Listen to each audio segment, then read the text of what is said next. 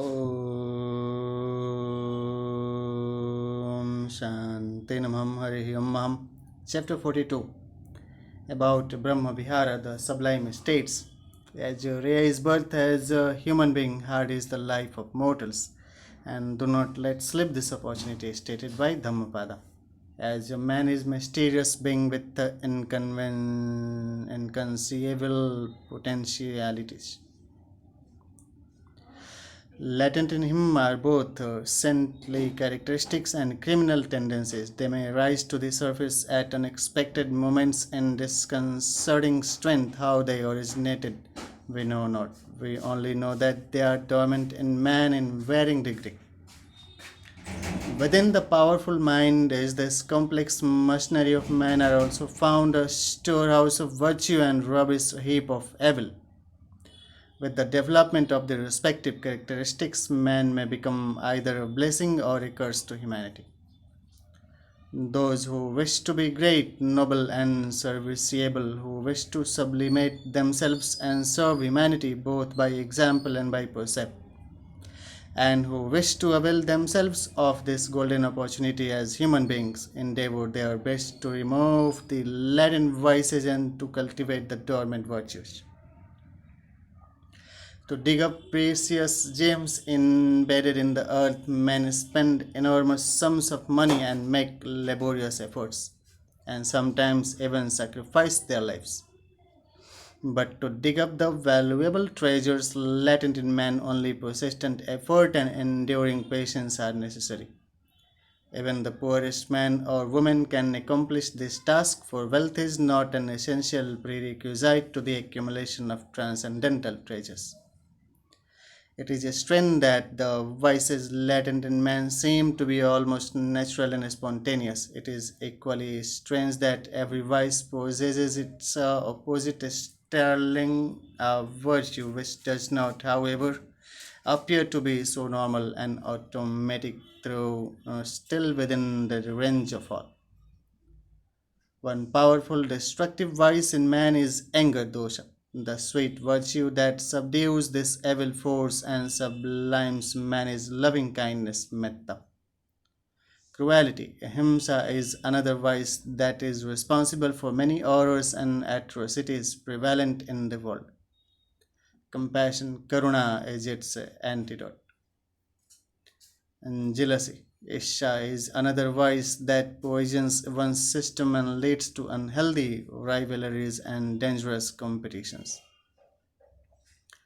The most effective remedy for this poisonous drug is appreciative joy, mudita. There are two other universal characteristics that upset the mental equipoise of man. Their attachment to the pleasurable and aversion to the non pleasurable. These two opposite forces can be eliminated by developing equanimity, upeksha. These four sterling virtues are collectively termed in Pali Brahma Vihara, which may be rendered by modes of sublime conduct, sublime states, or divine abodes.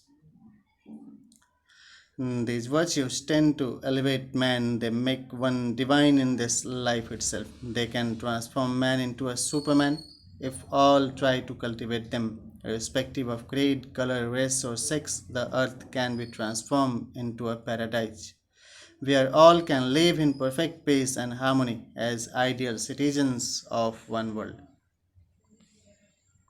The four sublime virtues are also termed illimitables manna. They are so called because they find no barrier or limit and should be extended towards all beings without exception. They embrace all living beings, including animals. Irrespective of religious beliefs, one can cultivate these sweet virtues and be blessings to oneself and all others. Number one, metta. The first sublime state is metta, Sanskrit Maitri. It means that which softens one's heart or the state of a true friend. It is defined as the sincere wish for the welfare and genuine happiness of all living beings without exception. It is also explained as the friendly disposition for a genuine friend sincerely wishes for the welfare of his friend. Just as a mother protects her only child even at the risk of her life, even so one should cultivate boundless loving kindness towards all living beings, is the advice of the Buddha. It is not the passionate love of the mother towards her child that is stressed here, but her sincere wish for the genuine welfare of her child. Metta is neither carnal love nor personal affection, for grief inevitability arises from both. Metta is not mere neighborliness, for it makes no distinction between neighbors and others. Metta is not mere universal brotherhood, for it embraces all living beings, including animals, our lesser brethren and sisters that need greater compassion as they are helpless. Metta is not political brotherhood or racial brotherhood or national brotherhood or even religious brotherhood. Political brotherhood is confined only to those who share similar political views, such as the partial brotherhood of Democrats, Socialist, Communist, and so forth. Racial brotherhood and national brotherhood are restricted only to those of the same race and nation. Some nationalists love their race so much that sometimes they ruthlessly kill innocent men, women, and children because they unfortunately are not blessed with the blonde hair and blue eyes. The white races have particular love for the white skin, the black for the black, the yellow for the yellow, the brown for the brown, the pale for the pale, the red for the red. Others of a different complexion are at times viewed with suspicion and fear.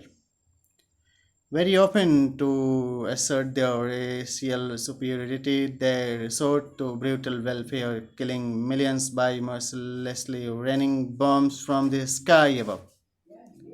The pathetic incidents of the Second World War are a striking example which can never be forgotten by mankind. Among some narrow minded peoples within the wider circle of their ancient nations, there exist minor circles of caste and class where the so called brotherhood of the powerful oppressors is so limited that the oppressed are not even permitted to enjoy bare human rights merely because of the accidents of birth or class. These oppressors are to be pitied because they are confined to their watertight compartments. Metta is not religious brotherhood either, owing to the sad limitations of so called religious brotherhood. Human heads have been served without the least compunction. Sincere, outspoken men and women have been roasted and burnt alive. Many atrocities have been perpetrated which baffle descriptions. Cruel wars have been waged which may made the pages of world history. Even in this supposedly enlightened 20th century, 21st century, the followers of one religion hate ruthlessly, persecute, and even kill those of other faiths merely because they cannot force them to think as they do or because they have a different label. If on account of religious views people of different faiths cannot meet on a common platform like brothers and sisters, then surely the missions of compassionate world teachers have pitiful failed. Sweet Metta transcends all these kinds of narrow brotherhood. It is limitless in scope of range, barriers it has none. Discrimination it makes not. Metta enables one to regard the whole world as one's motherland and all as fellow beings. Just as the sun shades its ray on all without any distinction, even so sublime Metta bestows its sweet blessings equally on the pleasant and the unpleasant, on the rich and the poor, on the high and the low, on the vicious and the virtuous, on man and woman, and on human and animal. Such was the boundless metta of the Buddha, who worked for the welfare and happiness of those who lived him as well as of those who hated him and even attempted to harm and kill him. The Buddha exercised metta equally towards his own son Rahula, his adversary Devadatta, his attendant Ananda, his admirers, and his opponents. This loving kindness should be extended in equal measures towards oneself as towards friends, foe, or neutral alike. Suppose a bandit were to approach a person traveling through a forest with an intimate friend, a neutral person, and an enemy, and suppose he were to demand that one of them be offered as a victim. If the traveler were to say that he himself should be taken, then he would have no metta towards himself. If he were to say that any one of the other three persons should be taken, then he would have no metta towards them. Such is the characteristics of real metta. In exercising this boundless loving kindness, oneself should not be ignored. This subtle point should not be misunderstood, for self sacrifice is another sweet virtue and egolessness is yet another higher virtue. The culmination of this metta is the identification of oneself with all beings. Shabbat Tatta, making no difference between oneself and others. The so called I is lost in the whole. Separatism evaporates, oneness is realized. There is no proper English equivalent for this graceful Pali term metta. Goodwill, loving kindness, benevolence, and universal love are suggested as the best renderings. The antithesis of metta is anger, ill will, hatred, or aversion. Metta cannot coexist with anger or vengeful conduct, the Buddha states. Hatreds do not cease through hatreds, through love alone they cease. Metta not only tends to conquer anger but also does not tolerate hateful thoughts towards others. He who has metta never thinks of harming others, nor does he despise or condemn others. Such a person is neither afraid of others nor does he instill fear into any. A subtle and direct enemy assails metta in the guise of a friend. It is selfish affection, pemma.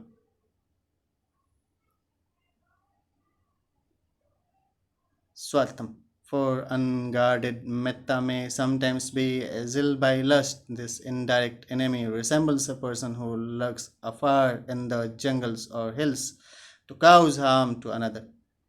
Grief springs from affection but not from metta. This delicate point should not be misunderstood. Parents surely cannot avoid having affection towards their children and children towards their parents. Husbands towards their wives and wives towards their husband. Such affection is quite natural.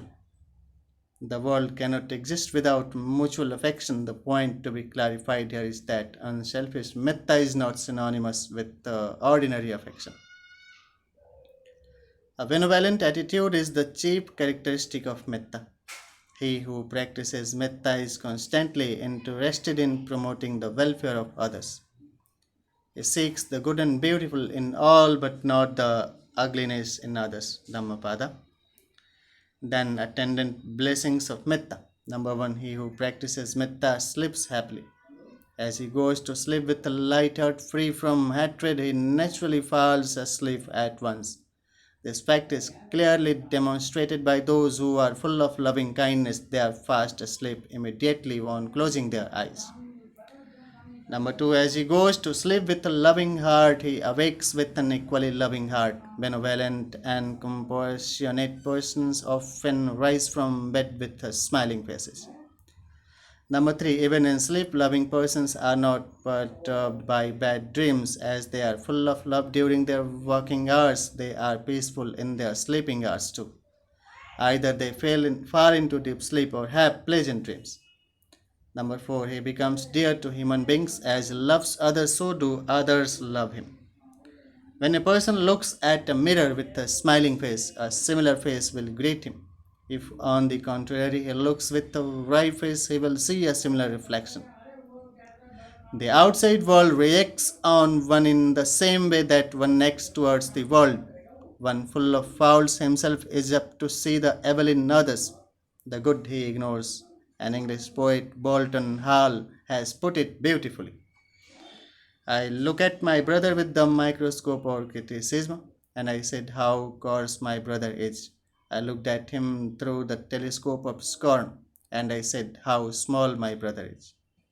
Then I looked in the mirror of truth, and I said how like me my brother is. Why should we see the ugliness in others when there is evil in the best of us and good in the worst of us? It would be a source of pleasure to all if we could see the good and beautiful in all. Number 5. He who practices metta is dear to non humans as well. Animals are also attracted to him, radiating their loving kindness. Ascetics live in wild forests amidst ferocious beasts without being harmed by them. Number 6. Owing to his power of metta, he becomes immune from poison and so forth unless he is subject to some inexorable karma. As metta is a constructive, healthy force, it has the power to counteract hostile influence, just as hateful thoughts can produce toxic effects in the system. Even so, loving thoughts can produce healthy physical effects. It is stated that a very generous and devout woman named Supriya, who had a wound in her thigh, was healed on seeing the Buddha. The peaceful thought vibrations of the Buddha and the woman combined to produce this salutary effects. When the Buddha visited his birthplace for the first time, his son Rahul, who was only 7 years of age, approached him and spontaneously remarked, "Oh, ascetic, even your shadow is pleasing to me." The child was so much dominated by the Buddha's metta that he deeply felt its magnetic power. Number 7. Invisible deities protect him because of the power of his metta. Number 8. Metta leads to quick mental concentration. As the mind is not perturbed by hostile vibrations, one pointedness can be gained with ease. With mind at peace, he will live in a heaven of his own creation. Even those who come in contact with him will also experience that bliss. Metta tends to beautiful one's facial expression. The face, as a rule, reflects the state of the mind. When one gets angry, the heart pumps blood twice or three times faster than the normal rate. Heated blood rushes up to the face, which then turns red or black. At times, the face becomes repulsive to sight. Loving thoughts, on the contrary, gladden the heart and clarify the blood. The face then presents a lovable appearance. It is stated that when the Buddha, after enlightenment, reflected on the causal relations patthana, his heart was so pacified and his blood so clarified that rays of different hues, such as blue, yellow, red, white, orange, and mixture of these, emanated from his body. A person imbued with metta dies peacefully as he harbors no thoughts of hatred towards any. Even after death, his serene face reflects his peaceful death. Number 11. Since a person with metta dies happily, he will subsequently be born in a blissful state. If he has gained the jnana's ecstasis, he will be born in a Brahma realm. About power of metta, besides these inevitable worldly blessings, metta possesses a magnetic power. It can produce a good influence on others even at a distance and can attract others to oneself. Once, when the Buddha visited a certain city, many distinguished nobles came to welcome him, amongst whom was a nobleman named Roja, who was a friend of Venerable Ananda. Seeing him, Venerable Ananda said, "It is very kind of you, Roja, to have come to welcome the Buddha. No, Venerable sir, it is not out of any reverence towards the Buddha that I have come to greet him. We agreed amongst ourselves that whoever would not go to greet the Buddha would be fined 500 gold coins. It is through fear of the fine that I have come here to welcome the Buddha," replied Roja. Venerable Ananda was slightly displeased. He approached the Buddha and implored him to preach the Dhamma to Roja. The Buddha instantly radiated metta towards Roja and retired to his chamber. Roja's body was saturated with the metta of the Buddha. He was electrified, so to say, with the magnetic power of Buddha's irresistible love. The irresistible love. Just as a calf would run after its mother, he ran from cell to cell in the monastery, inquiring where the Buddha was. The monks directed him to the Buddha's chamber. He knocked at the door, the Buddha opened it, and he went, saluted the Buddha, heard the doctrine, and became a convert. Such is the magnetic power of metta, which everyone can exercise according to his ability. On another occasion, an intoxicated elephant was driven towards the Buddha in an effort to kill him. The Buddha calmly radiated his love towards the elephant and subdued it. A beautiful story may be cited to show how the Bodhisattva, as a boy, extended his boundless metta when his own father ordered him to be killed. Young though he was, the Bodhisattva thought to himself, here is a golden opportunity for me to practice my metta. My father stands before me. My good mother is weeping. The executioner is ready to chop off my hands and feet. I, the victim, am I in the center. Love I must all, the four in equal measures without any distinction. May my good father not incur any suffering because of this ruthless act. May I become a Buddha in the future. In one of his previous births, the Bodhisattva was once practicing the virtues of patience in a royal park. The king, a drunkard, meaning to test his patience, ordered the executioner to beat him and cut off his hands and feet. Still, he practiced patience. The impatient king kicked him in the chest, lying in a pool of blood amongst on the verge of death. The Bodhisattva blessed the king and wished him long life, saying that men like himself never get angry. A bhikshu is expected to practice metta to such an extent that he is forbidden to dig or cows to dig the ground, lest insects and other minute creatures die. The high standards of metta expected from a bhikshu can be understood by the following admonition of the Buddha. If bandits sever your limbs with a two-handled saw, and if you entertain hate in your heart, you will not be a follower of my teaching. Such enduring patience is extremely difficult, but that is the lofty ethical standard the Buddha expects from his followers. The Buddha himself has set the noble example. As an elephant in the battlefield with stands arrows shoot from above, says the Buddha, even so will I endure abuse. Verily, most people are undisciplined.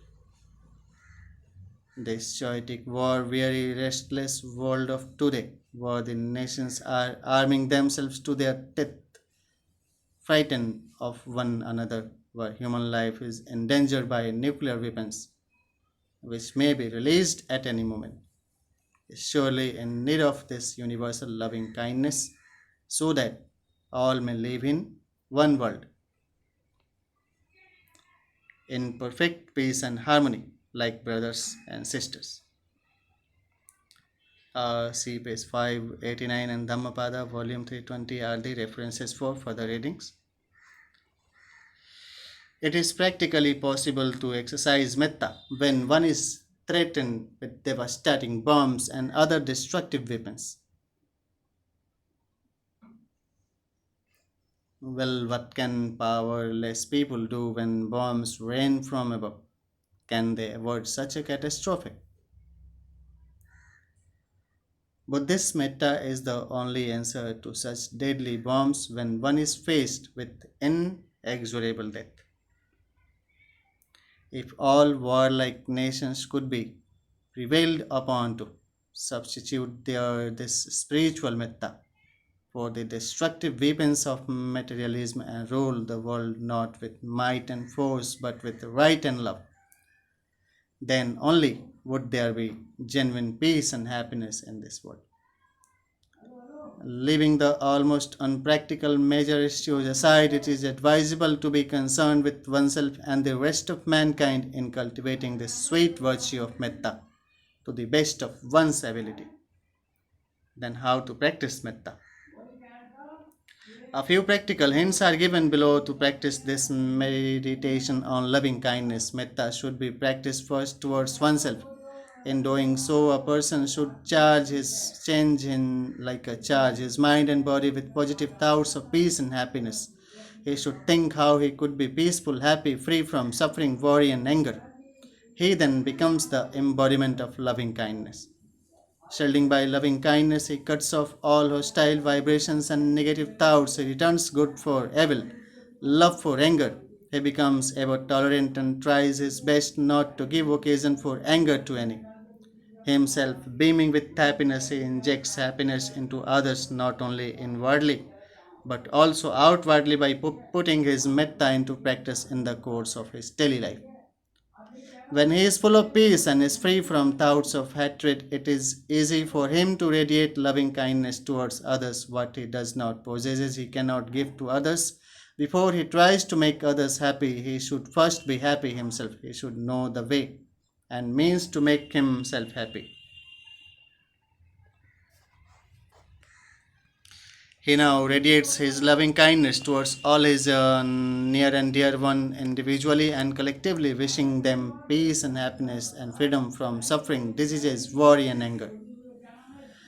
Diffusing his thoughts of loving kindness towards his relatives and friends, he radiates them also towards neutrals, just as he wishes for the peace and happiness of himself and of his near and dear one. Even so, he sincerely wishes for the peace and happiness of those who are neutral to him, wishing them freedom from suffering, disease, worry, and anger.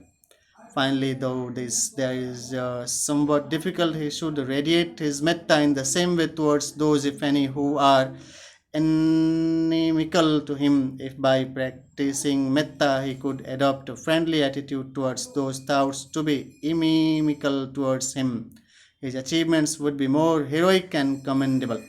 As the Buddha advises, amidst those who hate, let him live free from hatred.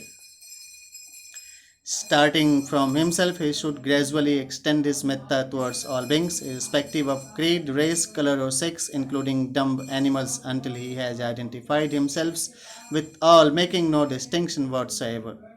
He merges himself in the whole universe and is one with all. He is no more dominated by egoistic feelings. He transcends all forms of separatism, no longer confining himself to watertight compartments, no longer influenced by caste, class, national, racial, or religious prejudices. He can regard the whole world as his motherland and all as fellow beings in the ocean of life. Then, about Karuna. The second virtue is that sublime man is compassion, Karuna. It is defined as that which makes the hearts of the good quiver when others are subject to suffering, or that which dissipates the sufferings of others. Its chief characteristics is the wish to remove the woes of others. The hearts of compassionate person are ever softer than flower. They do not and cannot rest satisfied until they relieve the sufferings of others. At times, they even go to the extent of sacrificing their lives so as to alleviate the sufferings of others. The story of the Vyagri Jataka, where the Bodhisatta sacrificed his life to save a starving tigress and her cubs, may be cited as an example. It is compassion that compels one to serve others with altruistic motives. A truly compassionate person lives not for himself but for others. He seeks opportunities to serve others, expecting nothing in return, not even gratitude. Then who needs compassion? Many amidst us deserves our compassion. The poor and the needy, the sick and the helpless, the lonely and the destitute, the ignorant and the vicious, the impure and the undisciplined are some that demand the compassion of kind hearted, noble minded men and women to whatever religion or to whatever race they belong. See page 569, chapter 41 for further reference about the readings. Some countries are materially rich but spiritually poor, while some others are spiritually rich but materially poor. Both these pathetic conditions have to be taken into consideration by the materially rich and the spiritually rich. It is the paramount duty of the wealthy to come to the succor of the poor, who unfortunately lack most of the necessaries of life. Surely those who have in abundance can give to the poor and the needy their surplus without inconveniencing themselves. Once a young student removed the door curtain in his house and gave it to a poor person, telling his good mother that the door does not fill the cold but the poor certainly do. Such a kind hearted attitude in a young man and woman is highly commendable. It is gratifying to note that some wealthy countries have formed themselves into various philanthropic bodies to help underdeveloped countries, especially in Asia. In every possible way, charitable organizations have also been established in all countries by men, women, and students to give every possible assistance to the poor and the needy. Religious bodies also perform their respective duties in this connection in their own humble way. Homes for the aged, orphanages, and other similar charitable institutions are needed in underdeveloped countries. The beggar problem has still to be solved in some countries where begging has become a profession. Out of compassion for the unfortunate beggars, this problem has to be solved satisfactorily by the respective governments, as the existence of beggars is an insult to any self respecting nation. As the materially rich should have compassion on the materially poor and try to elevate them, it is the duty of the spiritually rich too to have compassion on the spiritually poor and sublime them through they may be materially rich. Wealth alone cannot give genuine happiness. Peace of mind can be gained not by material treasures but by spiritual treasures. Many in this world are badly in need of substantial spiritual food, which is not easily obtained. As the spiritually poor far exceeds the materially poor numerically, as they are found both amongst the rich and the poor.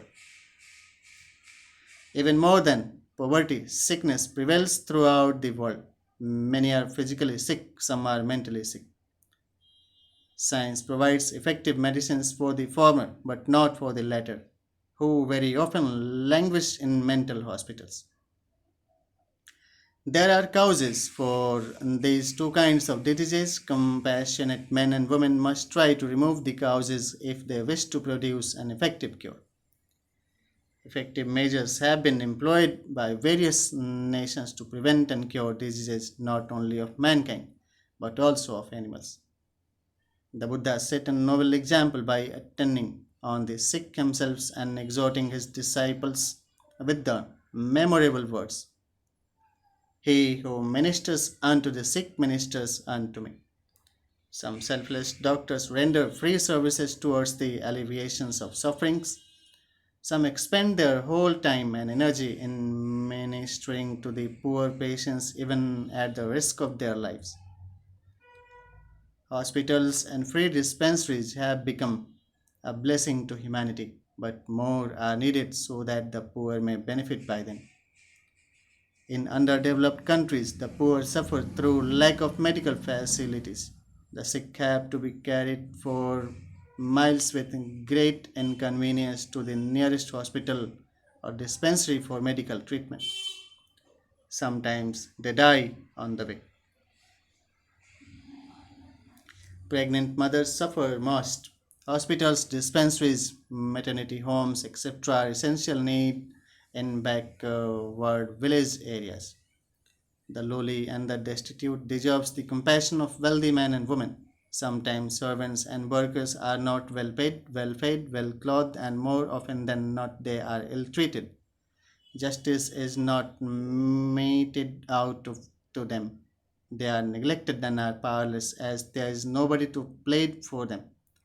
Glaring cases of inhuman cruelty receive publicity in some exceptional cases. Many such cases are not known. These unfortunate ones have no other alternative but to suffer meekly, even as Mother Earth suffers everything in silence. When the grief is unbearable, they commit suicide in utter desperation. The depression.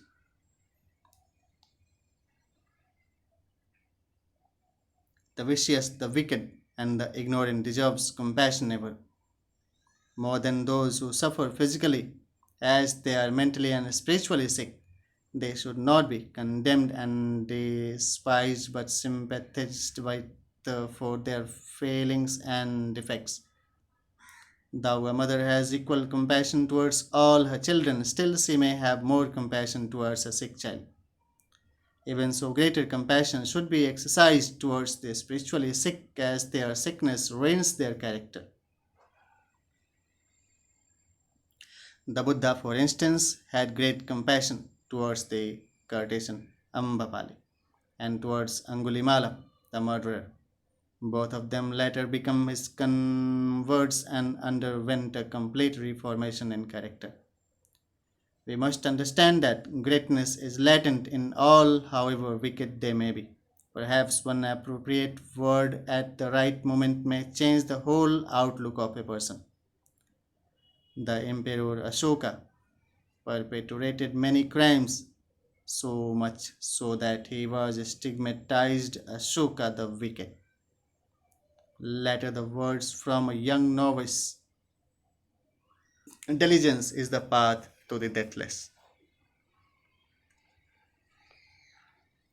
produced such a great change in him that he became Ashoka the righteous, Dharmashoka.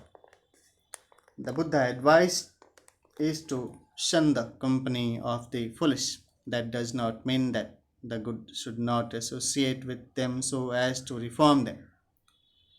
People avoid those who suffer from contagious diseases, but compassionate physicians attend on them so as to heal them. Otherwise, they might die. In the same way, the wicked may die spiritually if the good are not tolerant and compassionate towards them. As a rule, the Buddha went in search of the poor, the ignorant, and the vicious. But the good and the virtuous come in search of the Buddha. Like metta, loving kindness, karuna, compassion should also be extended without limit towards all suffering and helpless beings, including dumb animals and the fertile eggs. To deny the rights and privileges of mankind on account of caste, color, or race is inhuman and cruel. To feast on the flesh of animals by killing or causing them to be killed is not human compassion. To rain bombs from above and ruthlessly destroy millions of men, women, and children is the worst form of cruelty that deluded man has ever perpetrated. Today, this pitiless, vengeful world has sacrificed the most precious things on earth, life, at the altar of brute force. Whither has compassion fled? The world needs today compassionate men and women to banish violence and cruelty from the face of the earth. But this compassion, it should be noted, does not consist in mere shedding of tears and the like, for the indirect enemy of compassion is passionate grief, domanasha. Compassion embraces all sorrow stricken beings, while loving kindness embraces all living beings, happy or sorrowful. Then the third point is mudita. The third sublime virtue is mudita. It is not mere sympathy, but sympathetic or appreciative joy which tends to destroy jealousy. Its direct enemy. On devastating force that endangers our whole constitutions is jealousy. Very often, some cannot bear to see or hear the successful achievements of others. They rejoice over their failures but cannot tolerate their successes. Instead of praising and congratulating the successful, they try to ruin, condemn, and vilify them. In one way, mudita is concerned more with oneself than with others, as it tends to eradicate jealousy, which ruins oneself. On the other hand, it aids others as well, since one who practices mudita will not try to hinder the progress and welfare of others. It is quite easy to rejoice over the success of one's near and dear ones, but rather difficult to do so over the success of one's adversities. Yes, the majority not only find it difficult but also do not and cannot rejoice. They seek delight in creating every possible obstacle so as to ruin their adversaries. They even go to the extent of poisoning, crucifying, and assassinating the good and the virtuous. Socrates was poisoned, Christ was crucified, Gandhi was shot. Such is the nature of the wicked and deluded world. The practice of metta and karuna is easier than the practice of mudita, which demands great personal efforts and a strong willpower. Do the Western nations rejoice over the prosperity of the Eastern, and the Eastern over the prosperity of the Western? Does one nation rejoice over the welfare of another nation? Is one race happy over the growing prosperity of another race? Does even one religious sect which stands for the cultivation of morals rejoice over the spiritual influence of another sect? One religion is jealous of another religion. One part of the globe is jealous of another part of the globe. One institution is jealous of another institution. One business firm is jealous of another business firms. One family is jealous of another family. Unsuccessful pupils are jealous of successful pupils. Sometimes even one brother or sister is jealous of another brother or sister. This is the very reason why individuals and groups should practice appreciative joy if they wish to sublime themselves and be internally happy. The chief characteristics of mudita is happy acquiescence in others' prosperity and success, anumodana. Laughter and the like are not the characteristics of mudita as exhilaration, perhaps as regarded as its indirect name. Mudita embraces all prosperous beings and is the congratulatory attitude of a person. It tends to eliminate any dislike attitude towards a successful person. Number 4, Upekha. The fourth sublime state is the most difficult and the most essential. It is Upeksha or equanimity. The etymological meaning of the term Upekha is discerning rightly, viewing justly, or looking impartially. That is without attachment or aversion, without favor or disfavor. See pages 523, 524, and 596 to 597. Equanimity is necessary, especially for laymen who have to live in an ill balanced world amidst fluctuating circumstances. Slights and insults are the common lot of mankind. The world is so constituted that the good and the virtuous are often subject to unjust criticism and attack. It is heroic to maintain a balanced mind in such circumstances. Loss and gain, fame and infamy, praise and blame, pain and happiness are eight worldly conditions that affect all humanity. Most people are perturbed when affected by such favorable or unfavorable states. One is elated when one is praised, and depressed when blamed and reviled. Is wise, says the Buddha, who amidst such vicissitudes of life stands unmoved like unto a firm rock, exercising perfect equanimity. The Buddha's exemplary life offers us worldlings an excellent example of equanimity. There was no religious teacher in the world who was so severely criticized, attacked, insulted, and reviled as the Buddha, and yet none so highly prized, honored, and revered as the Buddha. Once, when he went in quest of alms, he was called an outcast by an impertinent Brahmin. He calmly endured insult and explained to him that it is not birth that makes one an outcast but an ignorable character. The Brahmin was converted. Inviting him to a house for alms, a certain man entertained the Buddha with the filthiest language current in his time. He was called swine, brute, ox, etc. But he was not offended. He did not retaliate. Calmly, he questioned his host what he would do when guests visited his house. He replied that he would prepare a feast to entertain them. Well, what would you do if they did not partake of it? Questioned the Buddha. In that case, we ourselves would partake of the feast. Well, good brother, you have invited me to your house for alms. You have entertained me with a torrent of abuse. I do not accept it. Please take it back, calmly replied the Buddha.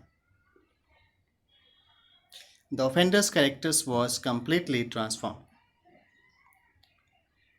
Retaliate, not be silent as a cracked gong when you are abused by others. If you do so, I deem that you have already attained Nibbana, although you have not realized Nibbana. Such is the advices of Buddha. See chapter 43.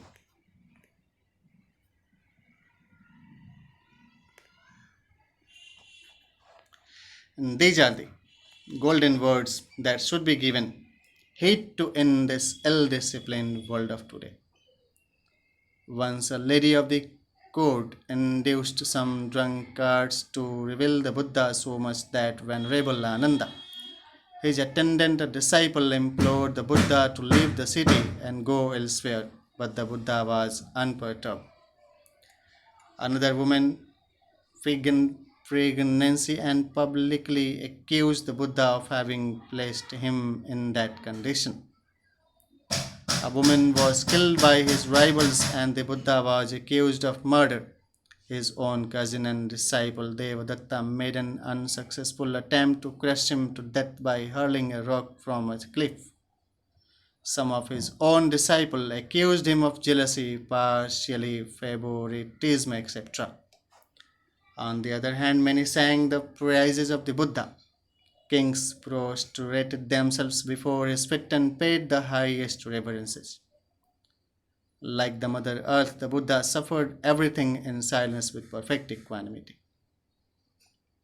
Like a lion that does not tremble at every sound, one should not be perturbed by the poisoned darts of uncurbed tongues. Like the wind that does not cling to the message of net, one should not be attacked to the illusory pleasures of this changing world. Like the lotus that is unsoiled by the mud from which it springs, one should live unaffected by worldly temptations, even calm, serene, and peaceful. See Dhammapada, volume 124. As with the first three virtues, so also Upeksha has for its direct enemy attachment raga, and for its indirect enemy callousness or unintelligent indifferences. Upeksha discards clinging and aversion. An impartial attitude is its chief characteristics. He who practices equanimity is neither attracted by desirable objects nor is averse of undesirable objects. His attitudes towards the sinner and saint will be the same, for he makes no distinction. Metta embraces all beings, Karuna embraces sufferers. Mudita embraces the prosperous, and Upeksha embraces the good and the bad, the loved and the unloved, the pleasant and the unpleasant. He who wishes to be divine in this life itself may daily cultivate these four sublime virtues which are dormant in all. He who wishes to perfect himself and compassionately work for the welfare of all beings in the course of his countless birth in samsara may strenuously develop the 10 perfections, parami, and ultimately become a Samma Sambuddha, a supremely enlightened one. He who wishes to eradicate his passions and put an end to suffering by realizing Nibbana at the earliest possible opportunity may diligently follow the unique noble eightfold path which still exists in its pristine purity. The Buddha exhausts. Suppose, O monks, this mighty earth were one mass of water, and a man were to throw down thereon a yoke with one hole. Then comes a wind from the east and wafts it west, and a wind from the west wafts it east. A north wind wafts it south, and the south wind wafts it north. Then, once at the end of 100 years, a blind turtle pushed his neck through that yoke with one hole whenever he popped up to the surface of the end of 100 years. It is unlikely, Lord, that the blind turtle would do that. It is just as unlikely, O monks, that one will get birth in human form. Just as unlikely that a Tathagata should arise in the world. An Arhant, a fully enlightened one, just as unlikely that the norm, Dhamma and discipline, Vinaya, proclaimed by Tathagata should be shown in the world. But now, indeed, O monks, this state of human birth is woe. The state of human birth is one, and a Tathagata has arisen in the world, and the norm and discipline proclaimed by the Tathagata is shown in the world. Wherefore, O monks, ye must make an effort to realize this is ill. This is the cause of ill. This is the cessation of ill. This is the way leading to the cessation of ill. And this matter is concludes the kind saving of Buddha. And the next chapter will deal about 8 worldly conditions. So it will continue tomorrow. So thanks for the day, and I hope for the such context across the globe where peace could be prevailed through consultative dialogues and moderation for resolution of disputed matters globally. In this manner, we could work together to resolve the disputes and make this world a better place for peaceful survival of all inhabitants on this world. Conflicts should be resolved. Peace should prosper. Om Namo Bhagavate Vasudevaya Namah Harihi Om Ham